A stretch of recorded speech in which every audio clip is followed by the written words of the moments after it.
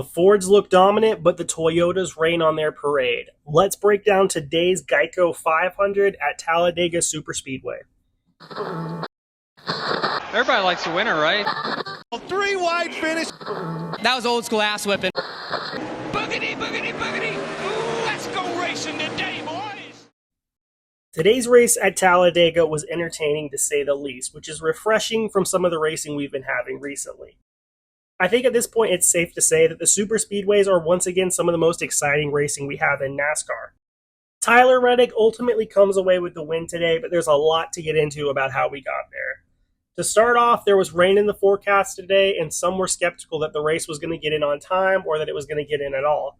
However, the rain held off and the race started at 3 o'clock as planned. Larson was penalized for unapproved adjustments prior to qualifying and had to start at the back of the pack. However, he also had to serve a pass-through penalty before the race. There was a lot of interesting things that happened in Stage 1. First off, we were 3 wide by lap 5, which was very similar to what happened at Daytona. On top of that, Ross Chastain was plus 30 positions by lap 8, and BJ McLeod was plus 28 as well. Unfortunately, BJ McLeod ran out of fuel on lap 40 and ended up getting into the outside wall. I really hated to see that for him. It was awesome to see him running at the front of the field. A good finish today would have done a lot for that team. However, I'm hopeful that even just the good position they had early in the race may be able to get them some sponsorship. Toward the end of the stage, after going down a lap, Larson was technically able to unlap himself during the stage cycle. He was running in what would have been the lead on the last lap, however, just got nosed out by the 2, which gave him the lucky dog rather than having him finish on the lead lap. Our Stage 1 finishers were first, Austin Cindric, second, Chase Elliott, third, William Byron, fourth, Ryan Blaney, fifth, Kyle Busch, sixth, Harrison Burton, seventh, Christopher Bell, eighth, Brad Keselowski, ninth, Tyler Reddick, and 10th, Alex Bowman. In Stage 2, I was curious to see if we still went 3 wide or if we stayed 2 or even single wide. But, in fact, we did go back to 3 wide racing, which I was really happy to see. Larson got up to third on lap 71 after starting the stage at the rear. I was really impressed by the performance of the 5 team early today. I thought there was no way they were going to be able to bounce back as quickly as they did.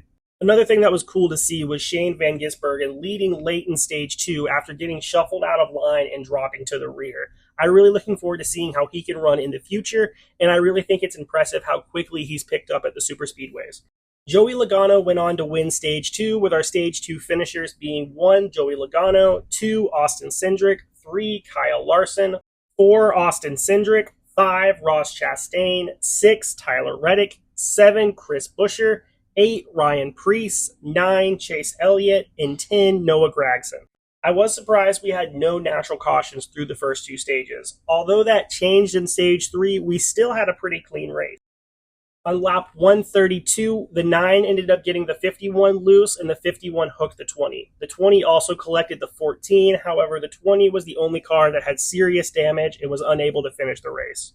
Later on in the stage, 7 of the Toyotas decided to short pit, which seemed it was going to be a good strategy. However, the 23 seemed to be pushing fairly aggressively and ended up getting the 43 loose. The 43 ended up going head-on into the wall and collecting the 23 behind him. The 42, in trying to avoid the crash, ended up making contact with the 11, which eventually ended the 11's day.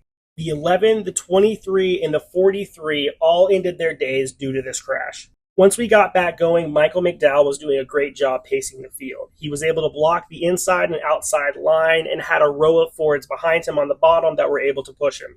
The third row was trying to get going for the majority of the end of the race. However, once they finally did and SVG was leading that lane, the 54 jumped in front of them and killed their momentum.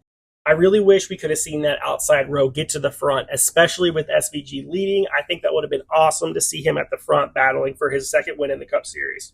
Coming to the line, the 6th tried to go high to be able to pass the 34 for the win. The 34 ended up throwing a block, making the 6 go back to the bottom. The 34 ended up following the 6 to the bottom and spun off of the 6's hood.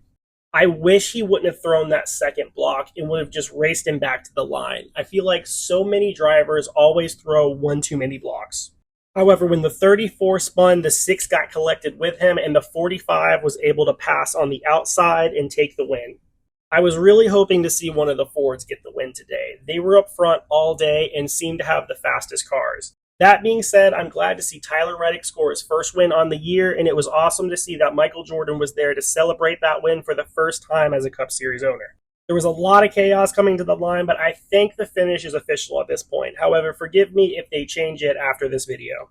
However, our top 10 were 1. Tyler Reddick, 2. Brad Keselowski for the second week in a row, 3. Noah Gragson, 4. Ricky Stenhouse Jr., 5. Alex Bowman, 6. Anthony Alfredo, 7. William Byron, 8. Todd Gilliland, 9. Daniel Hemrick, and 10. Harrison Burton. I know he's on the hot seat and has a ton of pressure on him right now, so a top 10 finish I think will go a long way for him. Overall, I thought it was a great race, especially compared to what we've been dealing with lately. Again, we saw the field running 40 to 50% throttle like we saw at Daytona. Although I don't love this, I do think it's making for the 3-wide racing, which I do think is awesome. So if that is the sacrifice we have to make, I'm okay with that. It was nice to see the Fords contending, and I think anytime we go to the super speedways, they're going to be the cars to watch. However, they just can't seem to get it done. I am curious to see what people are going to say about this race. Although we had the 3-wide racing, we also had very few natural cautions. I'm really curious to see what people think about this race, so please let me know in the comments. Although we had the few cautions, I love the 3-wide racing, even if it comes at the expense of seeing the drivers run 40 to 50% throttle. Let me know if you agree. Also, be sure to like, comment, and subscribe, make like Christopher, and hit that bell so you can get notified on all of our latest NASCAR content. I appreciate you for watching, and I look forward to seeing you next time.